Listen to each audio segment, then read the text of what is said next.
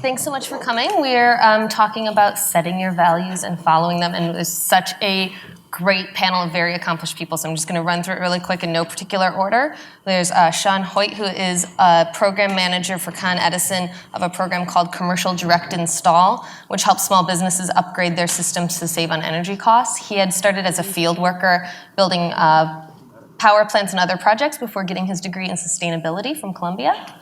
We have James Hendon, an executive for Veterans Future Lab, a new business incubator run by Brooklyn's NYU Tandon School of Engineering. He is also the founder of Energy Economic Development Corporation. We have Marissa Shorenstein. I hope I'm pronouncing everybody's names correctly. She's the president of the Northeast region for AT&T. She was also the communications director for Andrew Cuomo's 2010 campaign for governor and the strategic planner and communications officer for the New York Jets while she was getting her law degree from Fordham. I just thought those were such interesting, so I had to add them in. And then Susan Daimler as senior vice president and general manager for Street Easy and Zillow NYC, overseeing all strategy, marketing, and sales for the group's New York operations. She is also a two-time company founder. So, like, super accomplished people, right? So I think I want to start with like a big general question. We can't have a panel about values and not talk about kind of the elephant in the room, the biggest thing. The Trump presidency has forced many private companies and even individuals who run them to take a public stand on issues that they haven't had to before, from immigration to race. Can each of you talk about what kind of those discussions within companies are on like when to take a stand on an issue and when not to, and what's going on inside companies when they're kind of struggling with their company values in this time? You know, anybody wants to start? This very softball question I'm throwing out. So I think that the values of the company start at the top, and that the leader really has to set the tone for the company. In our case, we have a very large company with almost 300,000 employees, so it's really extremely important for the leadership of our company to set the tone and the moral code that we all follow. We're certainly in some uncharted times, and I think that, you know, companies have to be careful about the messages that they put out. They have to be careful about which issues they wade into, especially as a public company. Those all have repercussions, but certainly issues that pertain to who the company is. In our instance, certainly immigration is important to the tech industry. And so we've been outspoken on that. Certainly issues of morality, whether it's related to equality and diversity in the workplace, LGBTQ issues, gender equality, racial equality. Those are all issues which I believe that large organizations have a responsibility to communicate about, both internally and also externally. And so that's how we make our decisions. And in one instance, a story that I have found very interesting was that our chairman and CEO, Randall Stephenson, was speaking to an employee group, which was an internal conversation and dialogue, and he spoke very eloquently about race relations. It wasn't something he had planned to talk about, but he felt it was extremely important given the issues that have come up over the past few years in our country. And someone in the audience, they captured it on video and it went viral. And it really started a conversation across the country, not just among our employees, but across CEOs about the role that a large company should play in having those conversations. And I think it's been very valuable for our employees to see our leaders speak about it. Yeah. I'll take the other end of the spectrum. Before I do, thank you so much to the coordinators just for inviting us with this opportunity. And Kate, I really appreciate that question. To speak as someone who runs a small business incubator, so Veterans Future Lab is a space for veterans and spouses of veterans who seek to start their own businesses, their own nonprofits. And as an entrepreneur myself, I feel like the moment that we're in, it's a climate where I'm dealing with younger or newer early stage founders who are saying, how do I set things up so that my organization can grow into already being one that has values that dovetail with a lot of the different things being expressed right now in society. So for us, we've already had conversations with some of our founders about, what does it mean to establish values and what does it mean to have, make sure that people feel heard and that their input informs the values of your company as it's still in its infancy, nowhere near as large as a Zillow or a ConEdison or a AT&T at this time. So I think that's how it affects us. Yeah, I think there's also, the issue, and you've touched on it both a little bit of blurring that line between personal values and the company's values and what's the difference and how you communicate that. And, I think about like somebody like Target who took a stand on the transgender bathroom issue. And some people are like, why is Target even getting involved in this? Is there talk within any of your companies about this is an issue that maybe doesn't directly pertain to us, but we need to take a stand on this? We need to communicate how we feel about this? Or is it more directly, you feel like the best place is where it directly affects your employees and your consumers?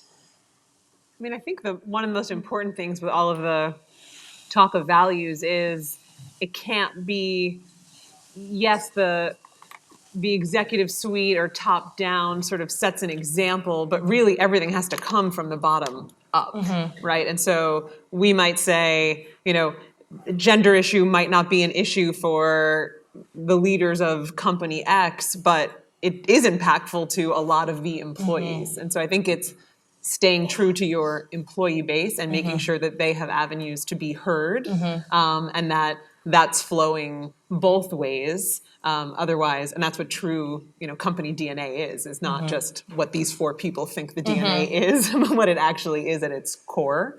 And just to also add on to the political conversation's been fascinating, and I think you actually can separate politics and values. It is possible; those two can be separate, but you also have customer base to think about, right? And we have hundreds of thousands of customers, and you need to wade carefully as to what your values are and you projecting onto them. And, we've gotten into a bit of a mess with the we're right, no, you're right, no, we're right, no, you're right. And that's why if you stick to values that a lot of people can actually get behind that aren't politicized, so to speak, I think it can be meaningful for everybody. Well, you touched a little bit on employees and company culture, and I think that's something that all of you have a lot to say about, so I want to talk about that a bit. Marissa, as you mentioned, AT&T is humongous. You have 300,000 employees. How do you set one set of values that speaks to 300,000 people from all sorts of different diverse backgrounds who live all over the country? What's a company culture for 300,000 look like? Well, I agree that, even it has to permeate through the whole company, not just from the top down, and that means a lot of conversation across employees. So when you have a company as large as ours, you have a lot of employee resource groups across different types of issues, and you have a lot of opportunities to talk about issues. And I think that the most important part, and what our chairman was trying to get across when he spoke about race relations, was not trying to make a political comment. But his point in the remarks he made, which permeated through the company, is you should feel comfortable having an open dialogue about issues. We're not a company where we want to stifle dialogue. We're a company where we want to encourage dialogue so that everyone feels that they're in a place that's open and that they can feel comfortable and be who they are. And so I think that's how you sort of permeate the values both up and down throughout the company without it becoming a political conversation. And I think that ties into something for you, James. You spent many years in the Army. Are there values that you carry from that time of service into your venture? And do you think it's important for organizations to kind of codify these are what our values are to everybody else within the organization? There are several values that I take with me from the military. And just, as Kate mentioned, I was in the Army, active duty. I'm now a reservist in the military. I've been in Iraq, been in Afghanistan. And when I think about Army values, it comes out to the acronym leadership. So LDR, ship, loyalty, duty, respect, self-service, honor, integrity, personal courage. Those are the Army values. When I set up my own small business, I thought to myself, what are the values that are important to me? And it's not that, I am my own person. I'm not the Army, so I don't need to just take the exact thing that I saw there, but I can take the best of what I saw there and apply it and the values that I have personally for my own small business. And what we espouse in the Veterans Future Lab as the director are transparency, empowerment, selflessness, and tenacity. So there is some carryover as far as some of the things from the Army and then what we do now. But something else I wanted to mention too, as you spoke to it, is when I speak with founders in our space about this, because we always have these talks about what do you look like? What does this venture, this business, this nonprofit that you have, what do you see it looking like at its peak? So once this thing is extremely successful, 10, 20 years from now, describe that organization to me. And then, people first talk about, oh, have these kind of sales, this is how large will be footprint. But then you go into, okay, what about the values of that organization? What does that look like? And you try to force that discussion, force them to think about these things now, so that before they're as large as several of the other organizations in this room that are represented, it's already something that's baked into the system, and it's a reflection of where it first started with that founder, that co-founder, many, many moons ago. And you talked about how to hold on to some of those values even when they might not be in your own self-interest, and that you lay out kind of the pros and the cons of something when you're pitching it, even if it's to the detriment. Can you talk about that? This isn't James Hendon, this is Jim Collins. This is good to great. And this is something else we talked to our founders at the Veterans Future Lab about, and something I espouse personally. It's back to a value is something that even if it goes against some short-term interests, you will still hold on to it. So for me, I convince small businesses, nonprofits to do energy efficiency retrofits. That's what I do in a nutshell with my little business. There are times when I could tell a client certain things where I know I'd make more money on the end by telling them that, but it wouldn't be in the client's best interest. So I want to do right by that client. That's an example of something where in the near term, it may not be as, fruitful for me, but in the long term, I can sleep at night. An empowerment example could be, bringing on, empowerment to me means I meet you halfway. In other words, I'm not going to do all the work, but you're not going to do all the work. Let's meet 50-50. And that may be taxing at first when you onboard someone new. I have someone who's non-sighted right now who helps me out with outreach. So, when you're working with somebody who may have certain disabilities, it may take longer to onboard that person. So you may say, oh, this is a tax on me now. But I recognize that the person I'm working with is completely tenacious and a beast with what he's doing and is an animal. And so I have no issues with meeting him halfway as far as whatever sacrifice it may seem like to me, recognizing the benefit to him and the sacrifice that he's making. That's just good management advice too, like putting more work into somebody as a long-term investment, like teaching a man to fish, right? Mm-hmm. But that working against your own self-interest makes me think of ConEdison and what your work there is, Shawn, about an energy company interested in helping customers use less energy. It seems like exactly like working against the company's own self-interest. Why is ConEdison putting effort into helping people lower their energy costs? That's a good question. And how many people in the audience feel the same way? Do you feel like we're working against ourselves by selling energy and asking the customer to use less, just by a show of hands? Oh, so we have a good audience. That's an interesting question. So we've been doing energy efficiency since about the 1970s. And at the time, they coined the term kilowatt, which didn't stick because it's a negative condensation with kill, right? But you kilowatt. And it progressed over time. And NYSERDA, the New York State Energy Research and Development Authority, started managing the energy efficiency programs until we're a regulated utility. So the Public Service Commission sort of got together with them and established the Energy Efficiency Portfolio Standard. That was in 2009. Which provided us funding to pursue these types of programs for our customers. So we have 4 main customer segments. It's small business, small to medium size, large commercial and industrial. We have multifamily and residential. And what these programs do is provide an avenue for customers to obtain the best technology at the best cost and reduce strain on our electric grid. So to answer your question for the customers, you lower your cost and you have more options for energy efficiency equipment. For the utility, we're able to earn on incentives from our earning adjustment mechanisms that were actually started out of the Reform the Energy Vision proceedings that just happened in 2016. For society, we reduce carbon emissions, we're stimulating economic growth and creating jobs. So it's a benefit to all of us. So you're and the crowd agrees before I even had to say anything. Yes, and you're not working against your own self-interest. Exactly. Then, yeah. And that's an example of evolution of values and culture, right? I think that's one of the most important understandings is that you can't be the same. Con Ed of 50 years ago is different than Con Ed of today, right? Because times have changed.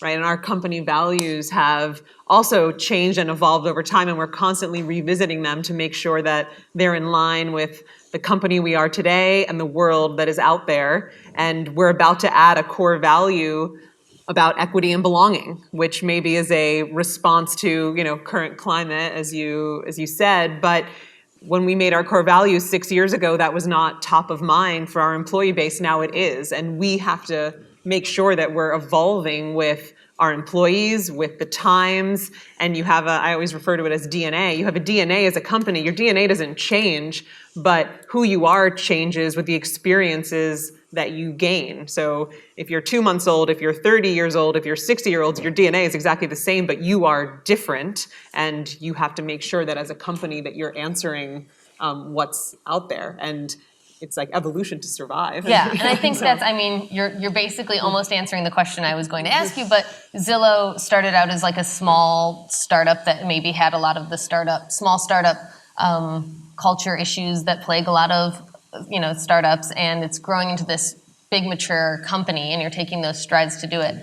And that's a problem that a lot of startups struggle with. Like, how do you keep what made it cool when you started and translate it to a 300,000 person company? Like, how do you take a scrappy startup and keep that DNA, as you say? Yeah, and you just have to, and it changes, right? Like that, the startup, you have to be careful that you have to recognize what got you where you are, but you also have to recognize what's going to get you where you need to go, right? And sometimes that's totally different people, right? Sometimes people run their course, sometimes products run their course, and it's just really keeping kind of a close eye on that. And you really have to mature quickly. I would say at Zillow, we're maturing faster than a lot of other tech companies out there with basically our HR, our career development, all those pieces which are critical, but we're still always kind of playing catch up, right? We're still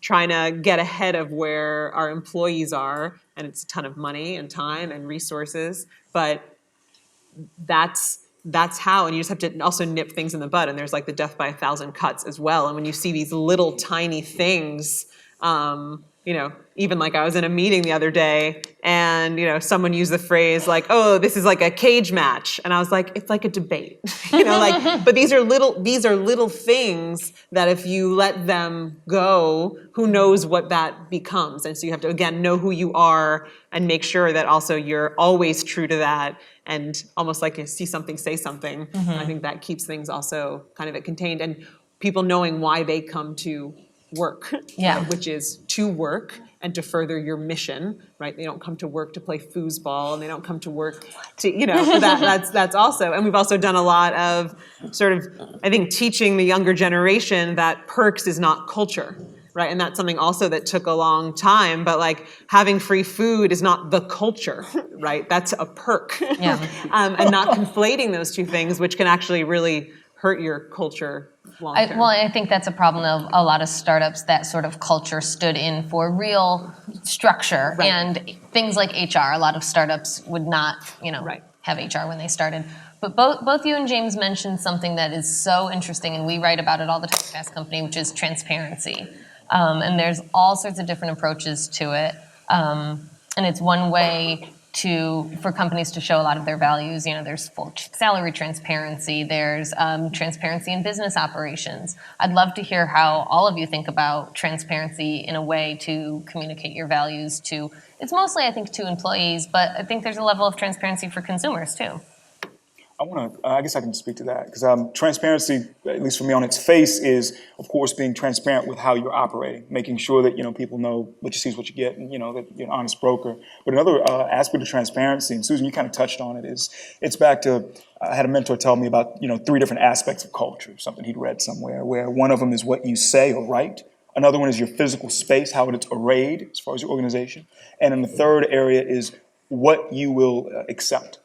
And I feel like, the things that you will not say anything to, where you won't call something out when it's not appropriate, that is setting the bar for whatever your values are and what you will tolerate. Mm-hmm. And I feel like transparency also lends itself to being transparent with communication, saying, hey, this isn't right, or this is right. So praising when someone's done something correct, but when something's not been done correct, to not just let it slide.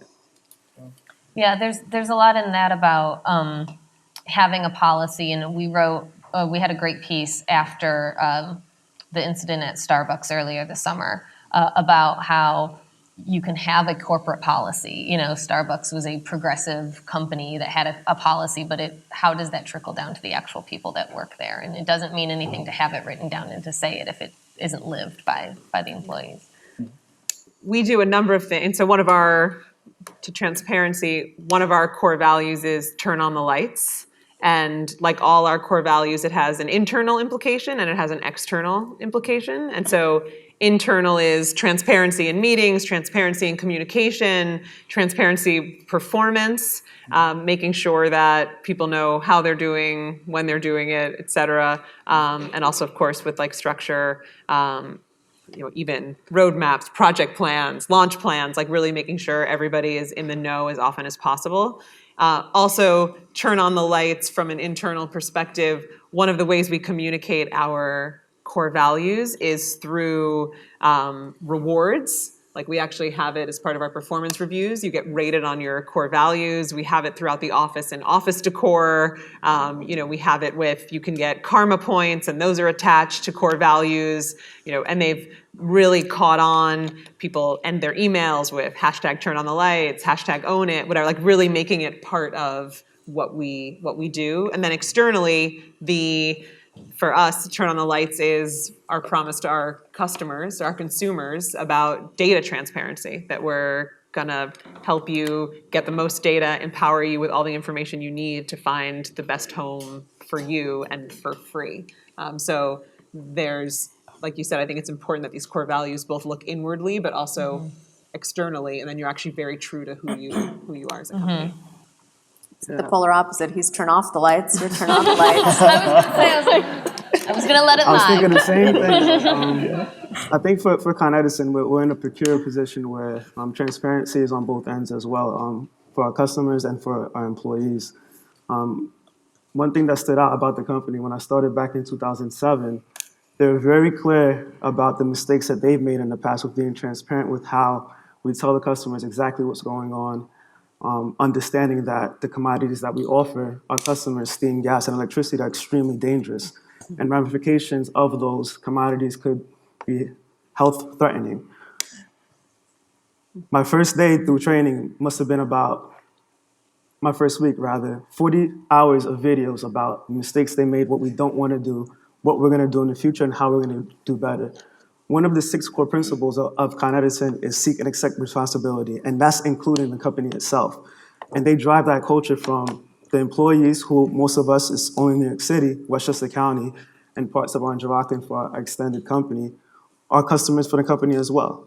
So we're driving that sort of culture from within, knowing that we are our own customers and that we need to protect all of our values. I think that, especially because we're regulated, there's a lot of transparency built into who we are. I mean, we're mandated to provide so much information, which is a good thing for our customers and for consumers. But I think beyond that, it's being transparent with your employees, which in turn makes them transparent with our customers. And I think that customers can feel if employees are getting back to the values of the company, if employees are happy and feel that their values are being represented. I think customers feel that, especially when you're in a business that is so high touch from a retail perspective. So it's critical that the transparency trickles all the way down, because it's that base level of employee that is really the front line and with the customers on a daily basis, and so it needs to come through. Yeah, and you touched on this a little bit, Shawn. As a public utility, what do you view, or does ConEdison view their responsibilities as different than a private business, especially with the Trump administration rolling back or not valuing clean energy as much, and do you feel like a public utility has a certain responsibility that a private business maybe doesn't? All right, so I don't know if you noticed, but I avoided the politic question earlier. Just circling back, luckily for us, we're in alignment we're regulated as was mentioned, and the values of our governor, our legislators, the regulators are all in alignment with the clean energy standard and promoting clean energy. And because of that, it helps us not really have to feel the impact of what the administration in Washington, D.C. feels is acceptable. From that standpoint, I think we're in a good position to hit our goals, which have actually increased since Earth Day, the white paper that the governor released. So I don't really see that as an obstacle for us in the city, but nationwide, I feel like when other states start to adopt these practices, I understand that they work and customers see economic value in the clean energy practices. I feel like it'll settle itself out. I think that most companies set their own standards and then try to achieve those, and often they're beyond what governments set for them. And, especially public companies do a lot of reporting about, what they hope to achieve in 5 years, 10 years beyond. And often those go much further than what a government is setting, irrespective of political party. So we have about 10-ish minutes left, so I have a few more questions, but get your questions ready if you have them. Start thinking of them. But I want to ask, it's another one that I feel like is the second I thought about a company and setting values, I thought about one of the biggest stories that we covered last week, which was Nike's Colin Kaepernick campaign and all of the backlash that happened with that. And that was a very big example of a company saying, like, we're taking this stand and here's our values and facing backlash. What are your thoughts and approaches to when you maybe have a value that you get customer backlash about?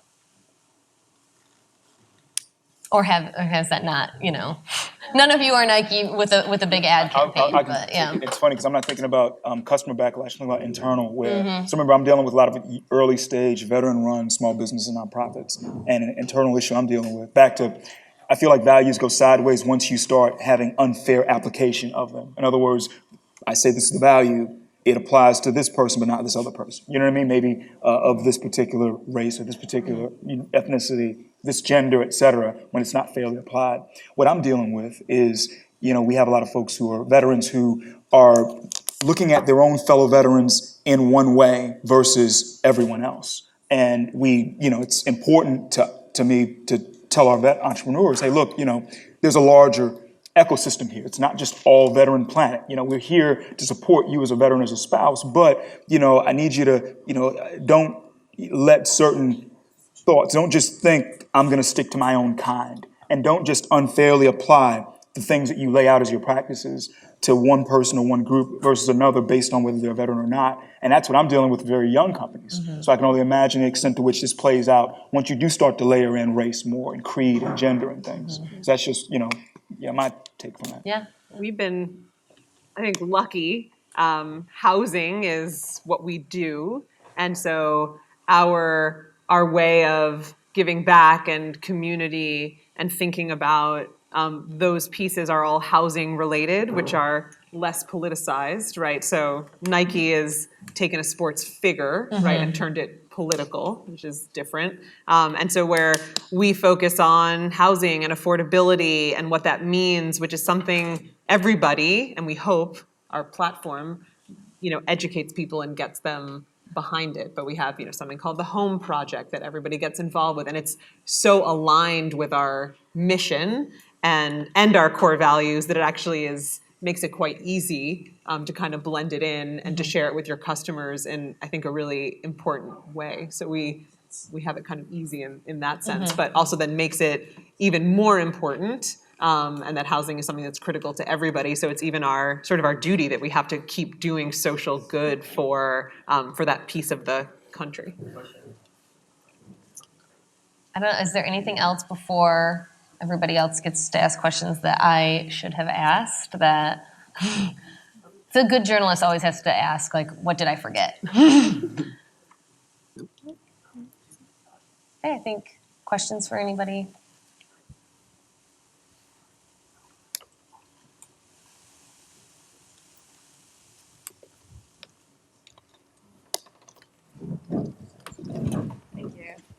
Hi. Oh, that's really loud. Hi, everyone. Thanks so much. This is a really valuable conversation. Shawn, I really love the example you gave about the core value, about learning from mistakes, and then they showed all those videos which has got to be fascinating. You should really leak those. But I'd love to hear, does anyone else have an example that's that tangible? I don't know if that was me. Does anyone else have an example that clear about something that you, as a company, say is a value, and then you like literally show someone 40 hours of video about it, like really drive that home? Yeah, learning from mistakes is a great practice. I don't know if anybody else has experienced that. I feel like I learn from mistakes every day, just my own, but and then I try to, impart that on a team, and that's how I think you build a culture of, recognizing that mistakes happen, and that's how you learn and become a better leader or a better at your job. We watch a lot of videos, but they're instructional, and I think we'd get more value from them if they actually did what you were talking about. As part of such a big company, you are required to spend many hours every year updating your knowledge of, many different rules and regulations. And I think they'd be more interesting and more, people would take away more from them if they were really driving the point home more about mistakes that have been made. So it's a good suggestion.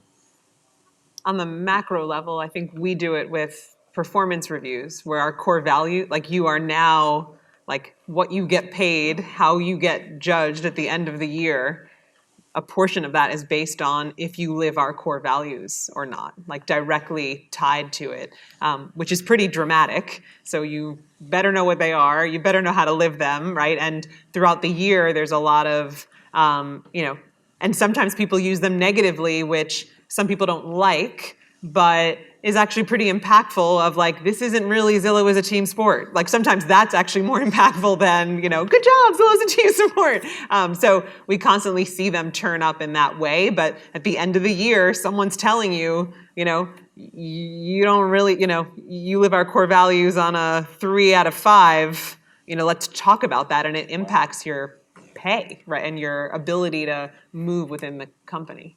And people who, live the core values to the extreme, but maybe actually aren't performing at their job as well, actually get a better shake than the people who are performing at their job better, but not at the core values, as a way of saying, this is how important who we are and what we believe is. And what are those?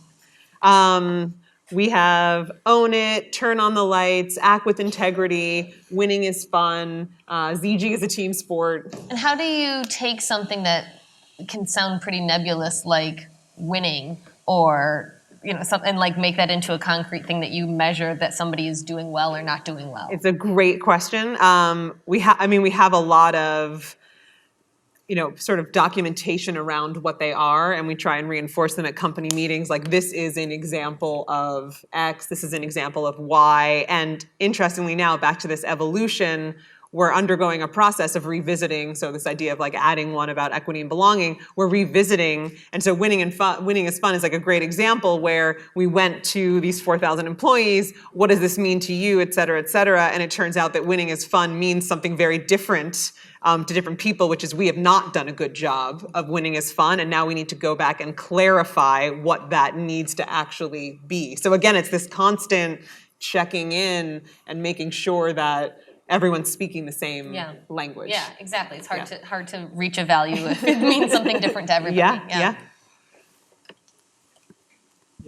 I have a kind of a two-part question, and so a few of the groups up there will have manual labor and management, and even at ConEdison there'll be even a unionized manual labor force. So trying to understand how the two cultures mix, because they may have different, they maybe have very different day to day, but how does the two different impact a single culture?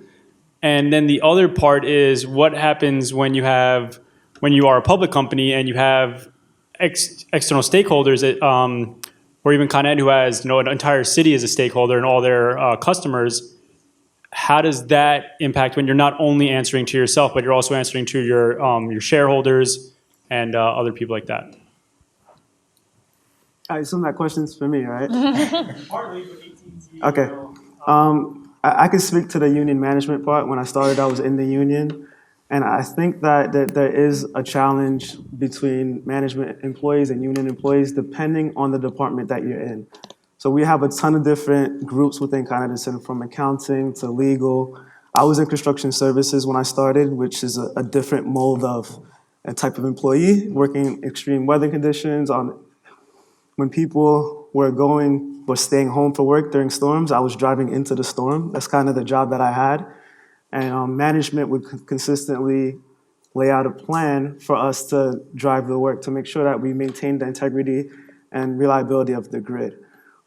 In that group, it was a little bit more challenging to interact with management. It was more of a hierarchy, like speak to your boss who will speak to his boss who will speak up. And I think that ConEdison is doing a good job of kind of breaking that down, those silos. But if you go like to the accounting departments and HR, and there's union and management employees, I think that those relationships are more together because they're basically doing similar work as opposed to being in the field and me humping pipe upstairs and my supervisor's watching me, telling me what to do, right? So it's just understanding those kind of two different dynamics together and making sure that at the end of the day, everybody works as a team is the biggest takeaway that I could give to anybody in a position as myself, going from union to management, understanding the differences.